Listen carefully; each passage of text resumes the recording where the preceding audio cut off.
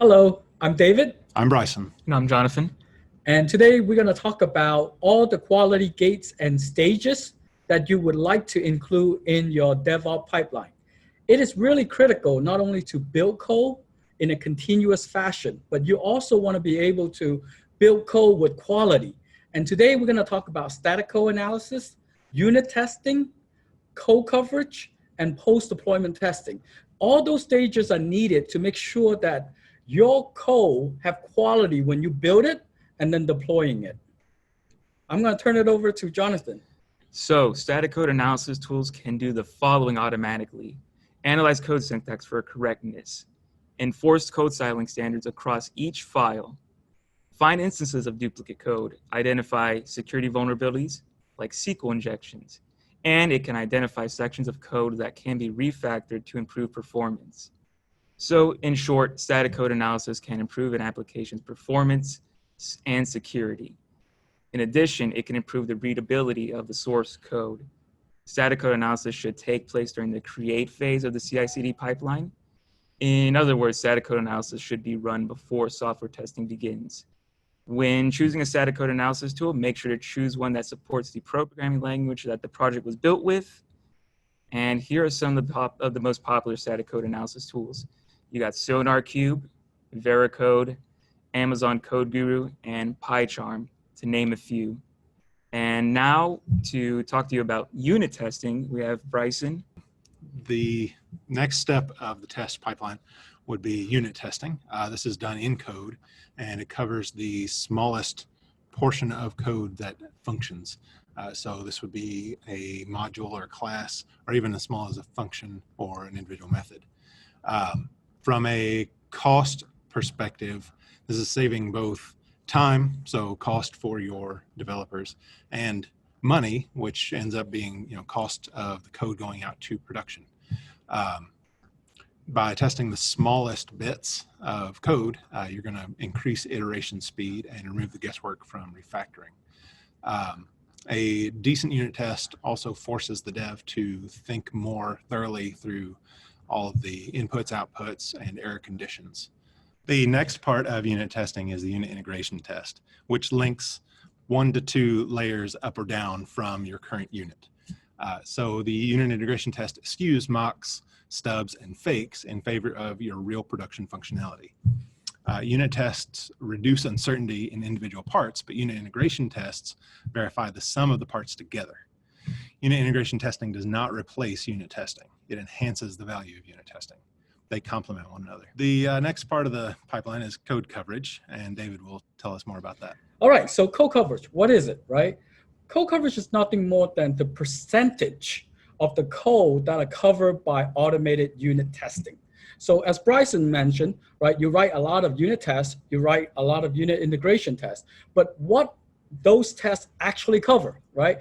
Code coverage will allow us to see that percentage. So for example, if you have 100 lines of code and you write tests and it only cover 80 lines of those code, your code coverage number will be 80%. Now, why we want that, right? We want code coverage because it showed that the code is being executed, all right? It also showed that any code that is not executed, so that we know, whoa, we don't have any tests to those parts, all right? In addition to that, it provides insight into how the code works, because if I know that I didn't cover a certain part of the code, am I analyzing the code correctly to make changes to the code?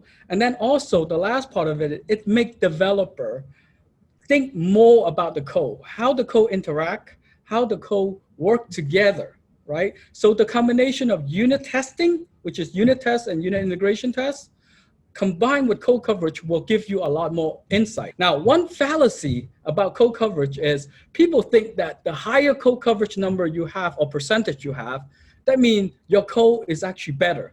And that's not true, because as a developer, I can write a lot of bad unit testing, all right, and still have the high percentage. So code coverage allows you to have insight, but it does not give you the quality of those tests. So you still need to make sure that you do some kind of review, right? Or you have some kind of training to make sure the developer are creating good unit tests. Another problem with code coverage is that a lot of the time management use code coverage as a standard of how well developer is doing. And that's not good because again, high number, right, give us an insight into it, but it doesn't also give us the quality aspect of it. So you need to combine all of this aspect to make sure that the code that are being built have quality in it, all right? Next, we're gonna talk about post-deployment testing. The first part of post-deployment testing is service testing. Now, service testing is conceptually a layer above unit testing, while still being less complex and significantly faster than UI testing. Service tests are performed by sending a request to the service endpoint and then validating that the corresponding response is as expected. For service testing, it is a best practice to make use of something like a data-driven test framework, wherein the test data is stored in a separate repository from the test code. A service testing tool can be used to initiate the service request, while the request parameters and expected response values can be stored within the external data file. The tests are then written using the tool-supported programming language, probably JavaScript, for example. And there are a variety of tools that can be used to perform service testing. There's SOAP UI, there's Postman, Rest Assured, JMeter, TestMaker, SOAP Sonar, and many more. Then the next part of post-deployment testing would be the UI testing.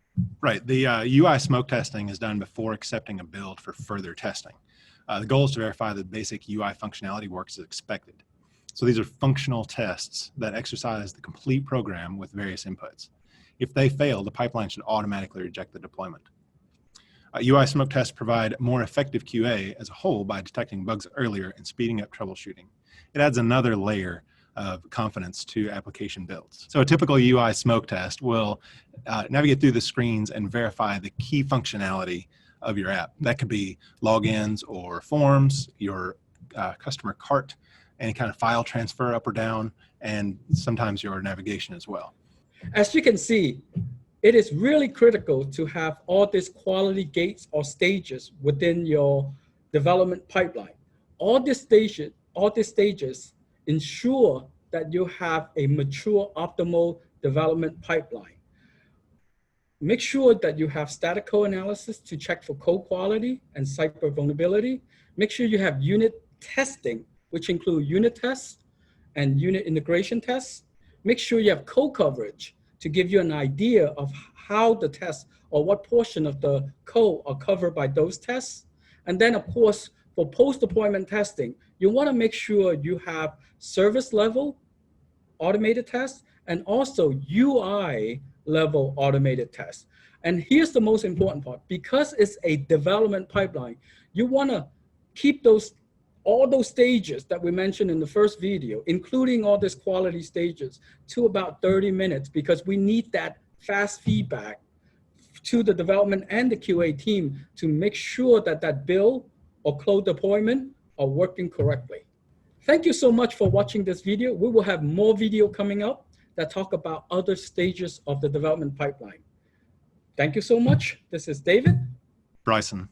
Jonathan. Thank you again.